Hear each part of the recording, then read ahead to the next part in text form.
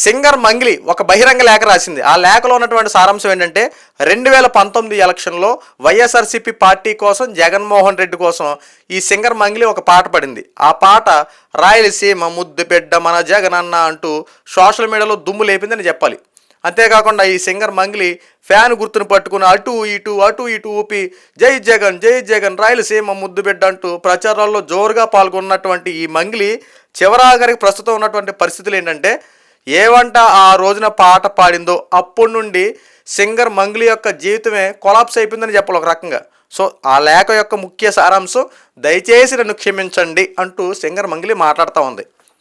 ఎందుకు ఈ అంశం ఇప్పుడు తెర మీదకి వచ్చిందంటే రీసెంట్గా రథసప్తమి నాడు సూర్యనారాయణ దేవస్థానాన్ని సందర్శించుకోవడానికి వెళ్ళినటువంటి కేంద్ర మంత్రి రామ్మోహన్ నాయుడు అండ్ ఈ సింగర్ మంగ్లీ కలిసి ఆ సూర్యనారాయణ దేవస్థానానికి వెళ్ళారు. వెళ్ళిన వాళ్ళు ఇంతకు ఎలా వెళ్ళారు? విఐపి ప్రోటోకాల్ మీద వెళ్ళారు. వెళ్ళి వీళ్ళు కొన్ని ఫోటోలు తీసుకొని అవి సోషల్ మీడియాలో పోస్ట్ చేశారు. మంగ్లీ చేసినటువంటి డ్యామేజ్ ఆ గతంలో ఆ సాంగ్ ఒకటి పెద్ద ఫేమస్ అయిందని చెప్పాలి. అంతేకాకుండా టీడీపీకి సంబంధించిన నాయకులు మర్చిపోవచ్చు, లేదంటే ప్రజలు మర్చిపోవచ్చు, కానీ టీడీపీ కార్యకర్తలు మాత్రం మర్చిపోరు. ఎందుకంటే పార్టీకి ఎవరైనా డ్యామేజ్ చేస్తే వాళ్ళు టీడీపీ కార్యకర్తల మధ్యలో అలా స్థిరస్థాయిగా నిలిచిపోతారు. ఈ మంగ్లీ కూడా అలాగే నిలిచిపోయింది.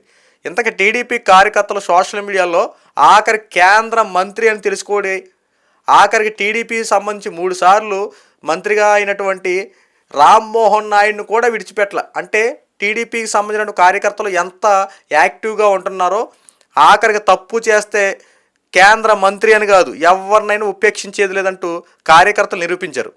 ఆ రోజున ఏమైతే వీళ్ళు మంగ్లీతో దిగినటువంటి ఫోటోలు రామ్మోహన్ నాయుడు గారు సోషల్ మీడియాలో పోస్ట్ చేశారో, ఆ పోస్ట్ చేసిన దగ్గర నుంచి మంగ్లీ మీద రామ్మోహన్ నాయుడు గారి మీద పెద్ద ఎత్తున రచ్చ జరిగింది.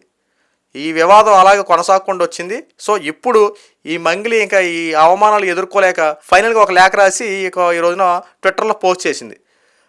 నేను వైఎస్ఆర్సీపీ పార్టీకి పాట పాడి చాలా తప్పు చేశా, దయచేసి నన్ను క్షమించండి. ఇంకా నేను ఏ రాజకీయ పార్టీలకి నేను పాటలు పాడను. అంతేకాకుండా నేను ఏనాడు చంద్రబాబు నాయుడు గారికి పాట పాడనని చెప్పలా. నాకు ఎవరు మీరు అవకాశం ఇవ్వాలా, వైఎస్ఆర్సీపీ పార్టీకి సంబంధించిన వాళ్ళు అవకాశం ఇచ్చారు అని చెప్పి మాట్లాడుతూ ఉంది. అవునమ్మా, పాట పాడమని అవకాశం ఇచ్చినా పాట వరకే పాడాలి. మరి ప్రచారాల్లో ఎందుకు పాల్గొన్నావు? జై జగన్ అని చెప్పి ఎందుకు తిరిగావు? అంటే నీకు జగన్మోహన్ రెడ్డి అంటే కాస్త ఇష్టం కాబట్టి, ఆ పార్టీకి సేవ చేయాలని ఉద్దేశం ఉంది కాబట్టి, ఆ పార్టీకి నువ్వు ప్రోత్సాహం అందించాలని ఉంది కాబట్టి నువ్వు చేసావు. అది నీ వ్యక్తిగత విషయం. కానీ వైఎస్ఆర్సీపీ పార్టీకి సంబంధించిన నీకు అభిప్రాయం ఉంది కాబట్టి అట్లా లేవు. టీడీపీ కార్యకర్తలు మాత్రం నీ మీద ద్వేషం పెంచుకున్నారు. అది వాళ్ళ అభిప్రాయం. ఇక్కడ వ్యక్తిగత అభిప్రాయాలు బట్టి మనం ఎవరో తీర్పు చెప్పలేం. పాట నచ్చితే అంతవరకే. నువ్వు టీడీపీకి సంబంధించిన పాట పాడతావో పాడవో అవన్నీ అనదర్ ఇష్యూ. ఇప్పుడు నువ్వు వైఎస్ఆర్సీపీ పార్టీలో ఉండి ఈ రోజున కేంద్ర మంత్రి రామ్మోహన్ నాయుడుతో నువ్వు విఐపి ప్రోటోకాల్లో వెళ్ళావు కాబట్టి, అది మా పార్టీకి సంబంధించినటువంటి నాయకుడితో వెళ్ళావు కాబట్టి మాకు కాస్త కార్యకర్తలకు బాధ కలిగింది. ఆ బాధని ఎక్స్పోజ్ చేశారు. ఇదంతా వ్యక్తిగత విషయాలకు సంబంధించింది.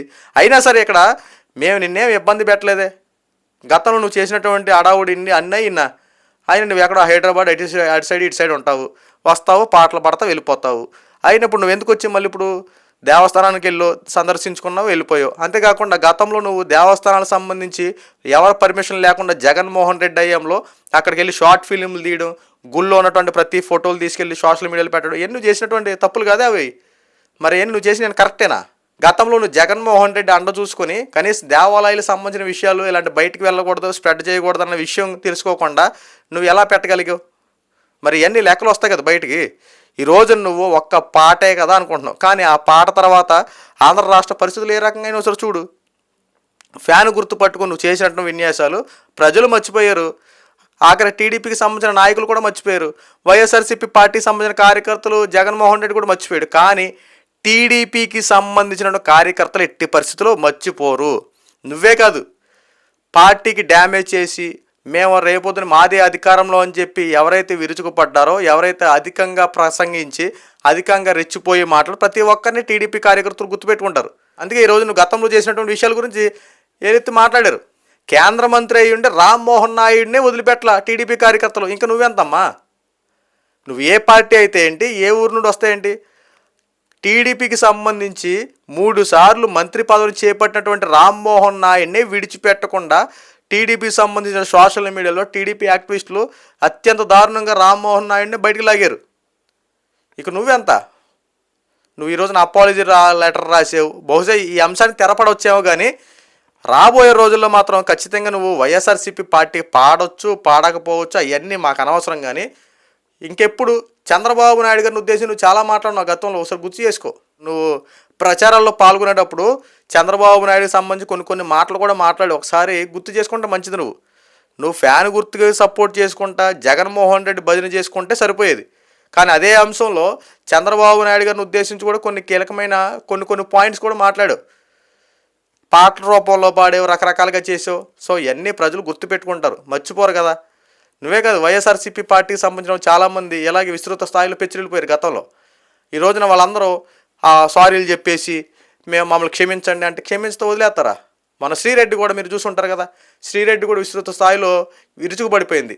సారీ అండి, నన్ను క్షమించండి, ఆడపిల్లనే, మాకు పెళ్లి కావాల్సిన అమ్మాయిని, నన్ను వదిలేయండి అని చెప్పి సారీల మీద సారీలు చెప్పింది, లెటర్ల మీద లెటర్లు రాసింది. సో ఆడపిల్ల కాబట్టి వదిలేశారు. నువ్వు ఆడపిల్ల కాబట్టి వదిలేస్తారు. కానీ గుర్తుపెట్టుకోండి, రాజకీయాలు ఉన్నప్పుడు రాజకీయ అంశాల గురించి మాట్లాడండి. పాట పాడామంటే పాట గురించే మాట్లాడాలి. యాక్టింగ్ విషయంలోకి వస్తే యాక్టింగ్ విషయంలో చూసుకుని మెదలకుండా వెళ్ళిపోవాలి. ఒక ప్రచారం పని మీద వచ్చామంటే ఇప్పుడు నేను డబ్బులు పెట్టి పెయిడ్ ఆర్టిస్ట్ కింద పెట్టుకున్నారు, ఇప్పుడు అక్కడి వరకు చూసుకుని వెళ్ళిపోవాలి.